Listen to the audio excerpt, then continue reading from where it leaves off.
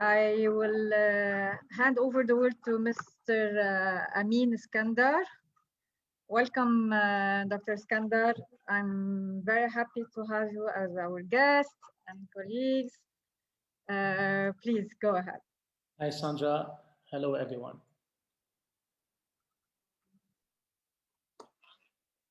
So, Iyad Bustani here with us and I are part of an organization called Tul Lebanon, Mount Lebanon in Syria. And it is striving for the revival of our Syriac language. Today's Lebanese is a dialect of Syriac that was the language taught in our Mount Lebanese schools up till the 1940s. Why is language such an important ingredient in the elaboration and building of a nation? The genesis of the concept of culture as related to people's identity starts mainly in the end of the 18th century and developed during the 19th century with the Romantic German philosophers. Their ideas were also carried by their French counterparts like Ernest Renan, who gave a conference in 1882 entitled, "What is a Nation? Qu'est-ce qu'une nation?" French literature helped spread these ideas to the Balkan, Russia, Lebanon, Armenia, etc. So it is important to describe this notion of nation as understood by the Romantic movement. I would like to start with Emanuel Swedenborg. He was a Swedish philosopher, but he inspired the German Romantics. He wrote in 1771, "Germany is divided into more governments than the neighboring kingdoms. However, a common genius prevails everywhere among people speaking the same language." So we notice the intimate relation between language and identity. Even when a country is not united, language can become the cement. Johann van Herder will develop the idea of importance of language for identity. Once he writes, "One can only think if one has a language." And therefore he is linking the striving of people and their goals with language. That was Johann van Herder. Now, Johann Fichte will link this concept to the idea of nation. Language is the most important component for cultural specificity and therefore for nation. He writes a letter to the German nation and he says, "The first original and truly natural boundaries of a state are beyond doubt their internal boundaries. Those who speak the same language are joined to each other by a multitude of invisible bonds by nature herself." And he adds further, "And in the natural view of things, it is not because men dwell between certain mountains and rivers that they are a people, but on the contrary, men dwell together because they were a people already by a law of nature, which is much higher. There are indeed other mountains and other rivers in the Levant, in Arabia, in North Africa. It did not create a specificity nor an autonomous mountain like in Lebanon, like the one Michel was just talking about. Here, there is more than a mountain. There is a language and a religious culture emphasizing a particular and specific identity." In 1820, Wilhelm von Humboldt declares, "The diversity of languages is not a diversity of signs and sounds, but a diversity of views of the world." This means that by changing the language of someone, we can change his way of understanding the world and the perception he has of himself and of his own society. We can convince him that he belongs to a different society and make him adopt foreign causes and foreign battles as being his own cause. He can destroy his own society for the benefit of another.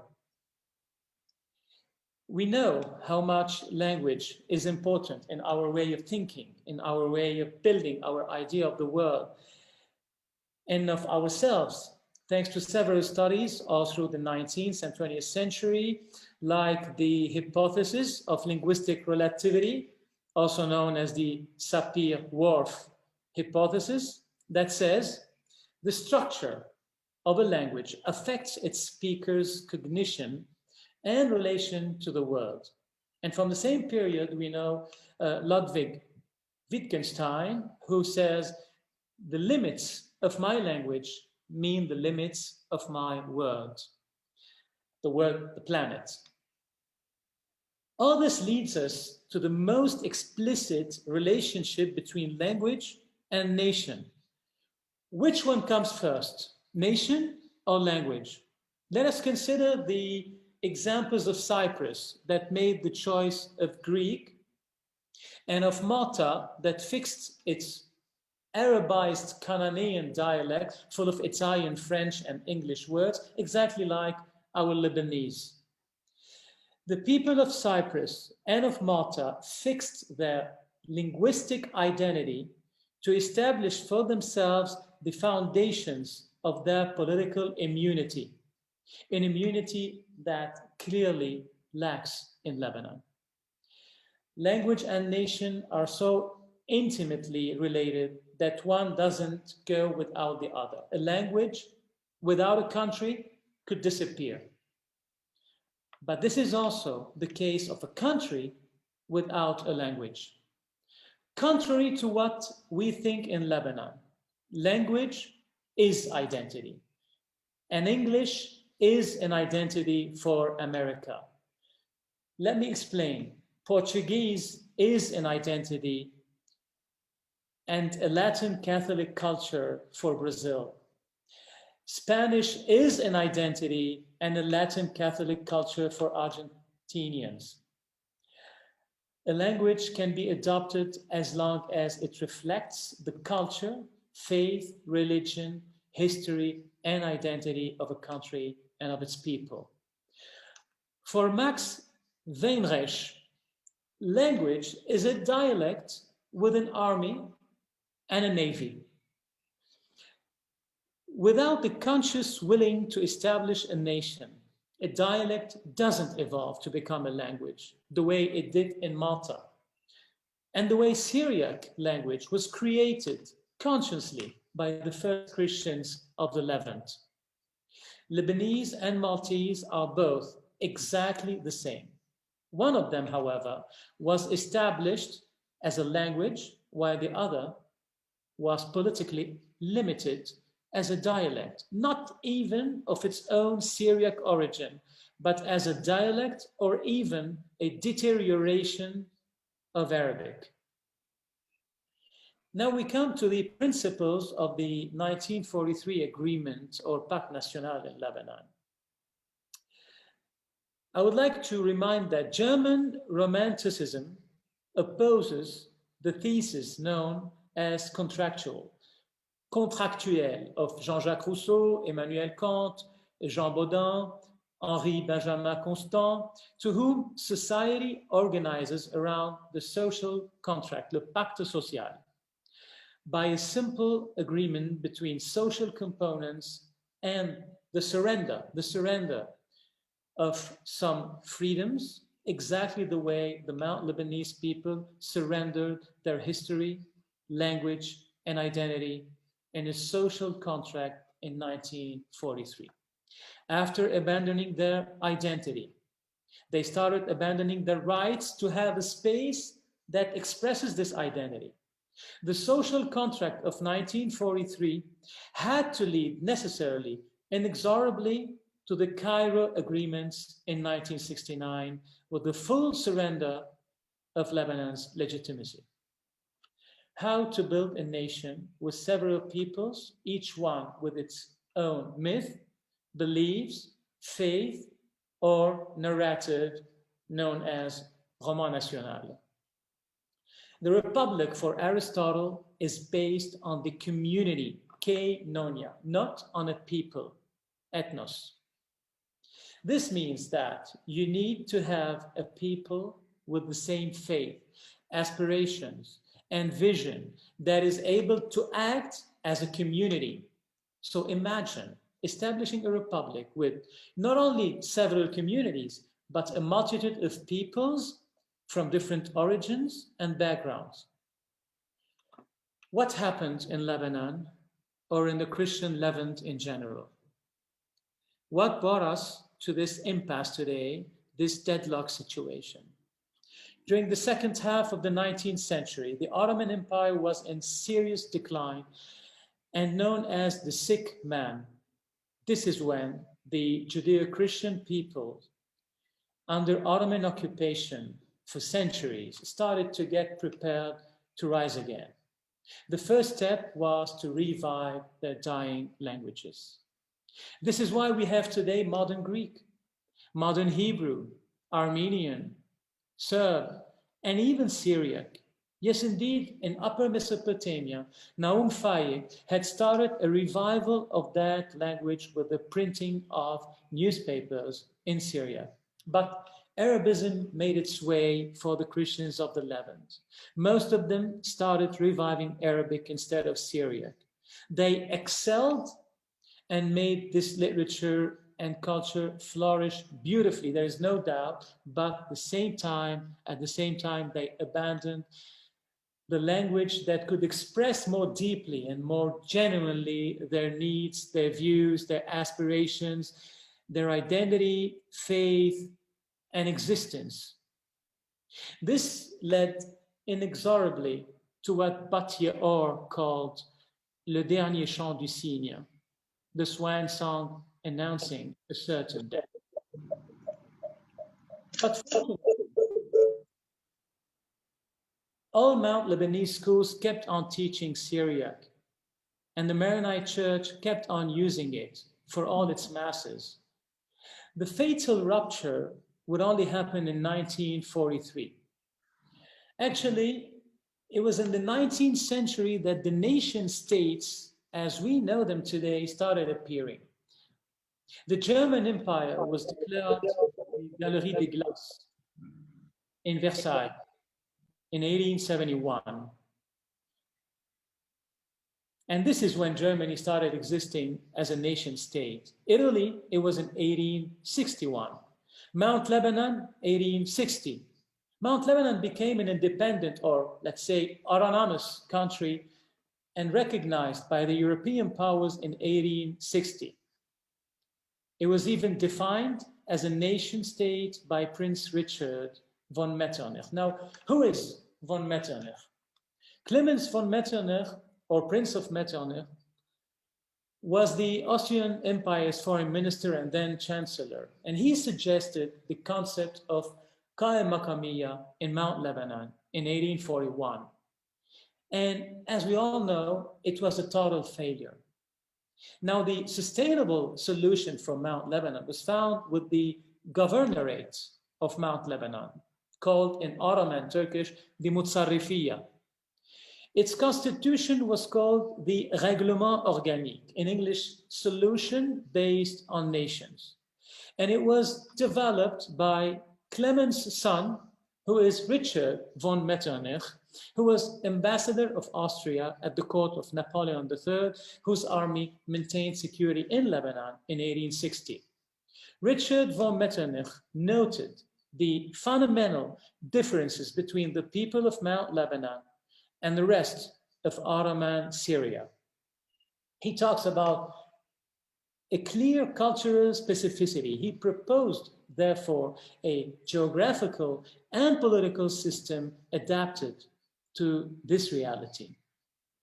It was known as the Beyoğlu Protocol and valid for 3 years, and became final in 1864 with a federal system that makes even use of the word canton that terrorizes everybody today.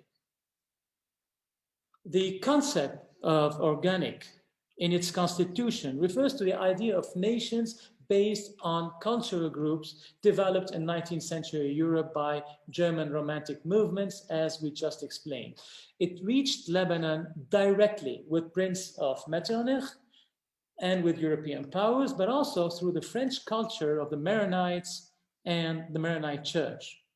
Now, French writers had also a direct influence. As soon as 1860, Ernest Renan arrived with the soldiers of Napoleon III, and Ernest Renan, with Jules Michelet, upon others, played a predominant role in the French spreading of German Romanticism concerning identity. And in 1864, Ernest Renan, well aware of the specific identity of Mount Lebanese people, wrote, sous le nom de Syriaque et identifié avec le dialecte des populations du Liban, le Phénicien traversa le Moyen Âge. Under the name of Syriac and identified with the dialect of the populations of Lebanon, Phoenician crossed the Middle Ages. Another French diplomat, Robert de Quay de Saint-Amour, had noticed these fundamental differences. And therefore, when he saw the fabric, how Grand Liban was built, he proposed for Grand Liban in 1920, a political system that is adapted to this diversity. The fundamental understanding of the concept of continuity underlined by Ernest Renan when he talked about Syriac language was rejected by the official history books under Bishar al-Khoury, who imposed a fraudulent identity and erased the genuine memory. He created an orphan society and suppressed the foundations of the nation. What was unconscious during the beginning of the 20th century with the Nahda turned into premeditated act in 1943. The Syriac language was simply sacrificed on the altar of Greater Lebanon. It was not recognized as one of the national languages of the new entity. As a result, mountain schools in 1960s stopped teaching Syriac when the last language teachers retired. And of course, the Syriac Maronite Church saw itself forced to hold Mass in Arabic. Imagine, to make a comparison, imagine proud countries like Italy or Poland would today suddenly decide not to teach their own language anymore under the pretext that it is useless. Useless because nobody else in the world understands Polish or Italian. So why to teach Polish and Italian in our schools? This is exactly what happened and what is happening now in Lebanon. Paul Valéry wrote « J'appelle Europe toute terre qui a été romanisée, christianisée et soumise à l'esprit de discipline des Grecs. » In English, every race and land that has been successively Romanized, Christianized, and as regards the mind, disciplined by the Greeks, is absolutely European. As we know, Lebanon has been Romanized.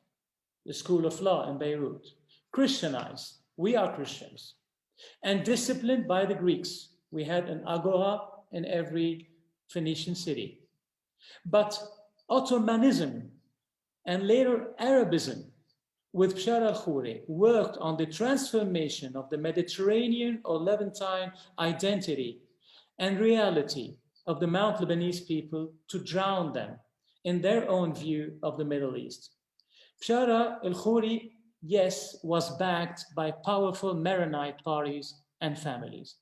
Indeed, remember that, as Arnold Toynbee puts it, civilizations die from suicide, not by murder. Mount Lebanon's people were killed by identity usurpation. In fact, Milan Hubble said, the first step in liquidating a people is to erase its memory. destroy its books, its culture, its history, then have somebody write new books, manufacture a new culture, invent a new history. Before long, the nation will begin to forget what it is and what it was. Mount Lebanon is the perfect illustration and the living example of this theory. Lebanese people learn in their schools and universities everything but their own history and their language. Because what better way to annihilate a people but to make its language vanish? Allow me to conclude now with these two following quotes. The first from Michel Serres. He says, because after all, language defines the genius of a people, and to abandon one's language is an unforgivable crime. And Rémy de Gourmont, when a people no longer dares to defend its language, it is ripe for slavery. Thank you.